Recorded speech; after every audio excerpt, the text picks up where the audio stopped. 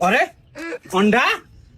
ओए माछाले कसको अन्डा समातेछस् तैँले तेरो बाको अंडा अझ होइन मेरो भाको भन्छ माछाले मेरो माउको अन्डा होइन छिटो माछाले कहाँ तेरो माउको अंडा हो त्यसै माउको अंडा भन्छ मेरो भालेको अंडा हो यो नाटक गर्छस् भालेले कहिले अन्डा पार्छ मेरो माउले पारे होइन क्या माछाले नाटक गर्छस् म क्या आफ्नो भालेको अंडा चिन्दैन र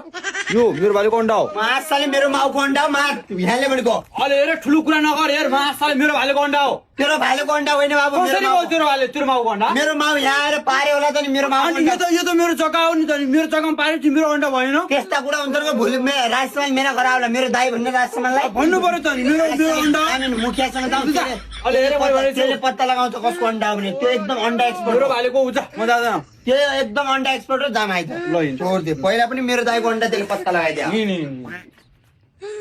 भन लास बहादुर र बिरामीलाल के भयो मुखियाजी यो अन्डा मेरो माउले पाएको यसले त्यसै यसको भालेले पाएको भन्छ होइन बारे मुखियाजी मेरो भालेले पाएको अनि त्यही भएर मैले मेरो भन्नु पर्यो नि त अनि होइन मुखियाजी मेरो माउले पाएको होइन बारे मुखियाजी मेरो भालेले पाएको मेरो माउले पाएको